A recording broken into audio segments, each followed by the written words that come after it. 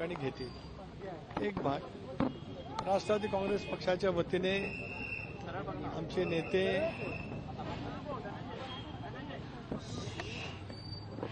आदरणीय अजितदादा आमच्यात नाहीत, हे दुःख आम्ही पचवू शकत नाही।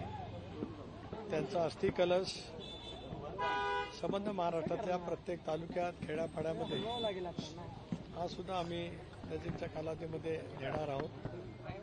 महाराष्ट्र आपला मानून महाराष्ट्राला गतिमान विकासानं भूक करण्याचं त्यांचं नेतृत्व हे विलक्षण पद्धतीचं राहिलं। झपाटल्यासारखं काम करत संबंध महाराष्ट्राला दादांनी जी सेवा दिली त्यामुळे तो अस्थि कलश महाराष्ट्राच्या संबंध तालुक्यामध्ये पक्षाच्या माध्यमातून त्या ठिकाणी नेला जाणार आहे।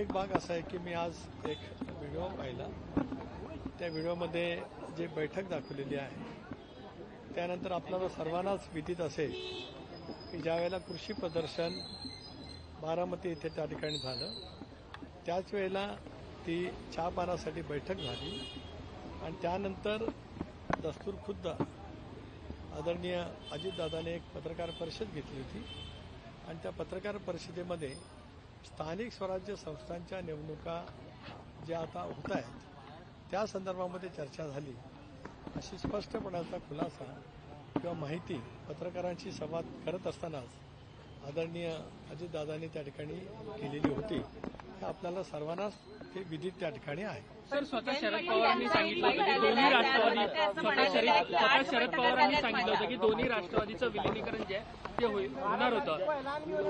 12 तारखेला घोषणा पण होणार होती। एक भाग असा आहे की त्या दिवशी जी चर्चा झाली त्याच्याबद्दलची स्वतः माहिती आदरणीय अजितदादांनी त्या ठिकाणी पत्रकार परिषद घेऊन बारामतीमध्ये त्या ठिकाणी दिलेली आहे। एक आज हे सगळं झाल्याच्या नंतर सविस्तरपणाने आम्ही या बाबतीमध्ये आपल्याशी बोलू।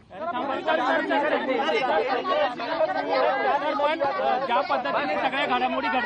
पद्धतीने सगळ्या घडामोडी घडतात त्यामध्ये तुम्ही प्रामुख्याने सुनील तटकरे आणि प्रफुल्ल पटेल यांच्यावर देखील टीका होताना पाहायला मिळते। राष्ट्रवादी काँग्रेस पक्ष, राष्ट्रवादी काँग्रेस पक्षाचा परिवार, राष्ट्रवादी काँग्रेस पक्षाचे आमदार जनभावना लक्षामध्ये घेत